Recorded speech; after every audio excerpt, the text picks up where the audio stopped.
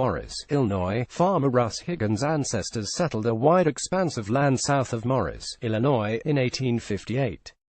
Through the U.S. Civil War and every major event since then, there has been someone from the Higgins family planting and harvesting on the land.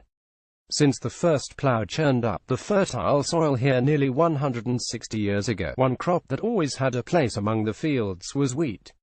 The next crop is going to go in as soon as we take this year's soybean crop out, hopefully within the next 2.5 to 3 weeks, Higgins told VOA, before hopping on his all-terrain vehicle to head out into his fields.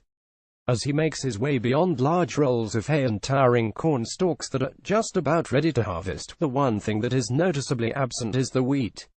Higgins says the reason for this is because he already has harvested the crop from his fields.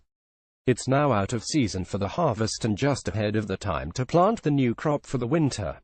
But the reason you don't see it beyond a narrow patch on Higgins' property has nothing to do with the time of year.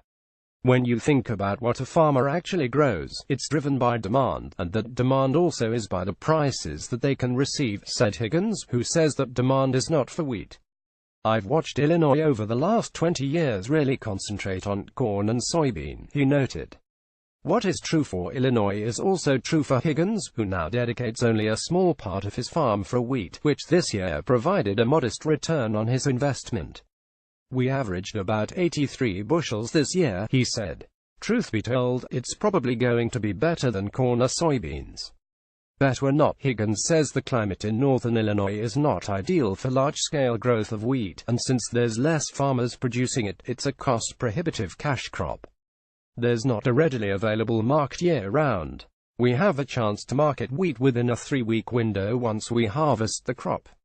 If we decide to hang on to the crop beyond that, when it comes time to deliver, we're going to have to deliver to those terminals that are still accepting wheat, and in cases, the trucking and the mileage to those locations make it not a viable option.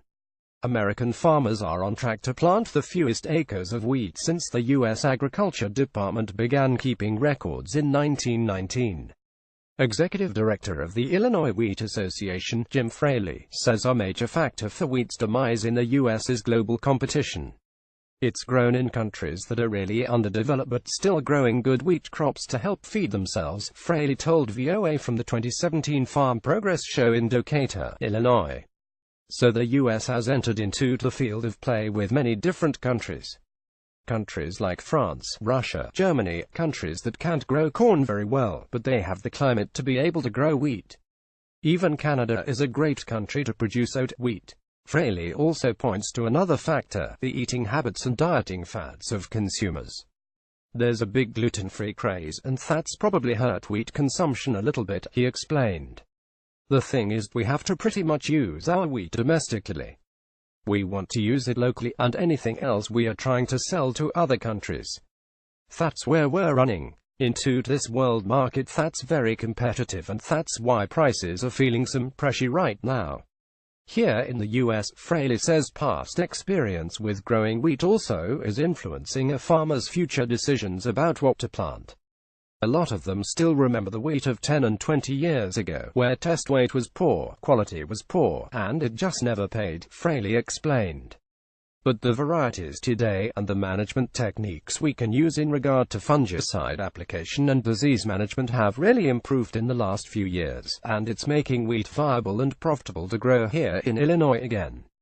Profitable or not, farmer Russ Higgins says it isn't as simple as changing the seeds a farmer plants in the ground. For those who have not grown wheat for a number of years, there's a little bit of a risk with wheat, said Higgins. Corn and soybean yields tend to be more consistent, so I think there's an upside to that. If low prices for corn and soybean continue to sink a farmer's overall profits, however, Higgins says the upside could be a return to wheat. If the time comes for the prices increase, you might see a return of some of the wheat acres, or if you see more livestock come back in the area. But that's a big if, and if there's one thing a farmer likes less than low prices for the crops he's growing, it's uncertainty about the weather and environment, and how they will affect the yield a farmer can depend on when it comes time to harvest.